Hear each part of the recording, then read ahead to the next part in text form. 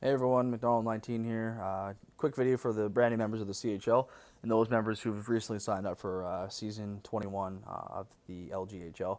Just want to welcome everyone to our league. Most of the members that are brand new to this league, it's maybe overwhelming. There's a ton of things going on, and our website has a lot of things to show and to display. So I wanted to touch on a few things for our brand new players. So as a brand new player, one thing you should really consider is this is the CHL form section. In order to get here, I usually just click the CHL logo at the top, brings you to the CHL forum section, which it shows standings and news. You can file complaints. All the recent videos are located here. But what I wanted to touch base on is more in regards to the Players Association. So if you click on the Players Association link here, there's a bunch of videos and flowcharts and certain things that are right here for you guys to all review. How this works is their how-to threads give you guys updates. If you're having troubles like linking or verifying your account, or how to do scouting, or placing yourself on IR, the Players Association is the place to stop for this as well too. In most seasons, we've also had nominated a Players Association for each individual league. Over the past 3 seasons, there's been no interest for a Players Association at the NHL or AHL level. I think what we're going to try to do for this season is try to promote and see if there's anyone out there in the CHL community who would be willing to step into a Players Association role for the CHL as a representation. So look forward for that post coming up soon too, and we'll go from there. The next thing I want to talk about is just roster placement.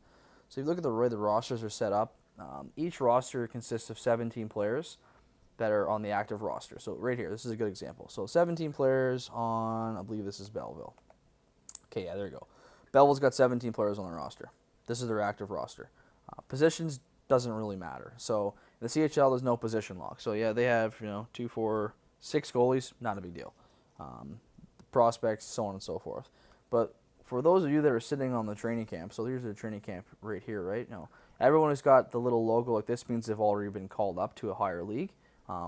The cross means someone's an IR, but if you're sitting on a training camp in these positions here, this is like where you're sitting, and this is where you're going to be. Unfortunately, when you're on the training camp, you're not guaranteed any games, which is it's kind of unfortunate because you kind of sit around and you're not an active member per se for active games. That's another reason why the Players Association is pretty vital. This Players Association in past seasons has been set up to schedule like pickup games or scrimmage games amongst training camps. That's something we'd like to start doing again in order to give our training camps players an opportunity to be active and play in the league. The one thing to really keep in mind as well too is majority of our training camp players are really help prevent forfeits at the CHL level. So your GMs will probably be in contact with you, tell you what your role is and if they need you and so on and so forth. You also have access into your certain locker room. When you have access to your locker room, there's no reason why you can't sign up for games, post to your management when you're available, post in the team chat and really be a member of the team. The more active you are as a training camp member, the more likely it is you're going to be used as an ECU when required at the CHL level. Those are two really, really important things in regards to the roles and responsibilities of those of you in the CHL who are brand new, who may sign up after bidding or after the draft, and are kind of curious, what's this training camp thing all about and what's it mean? So keep that in mind. If you have any questions in regards to being on a training camp, or if you have any questions about perhaps stepping into a Players Association role for the CHL, please let me know.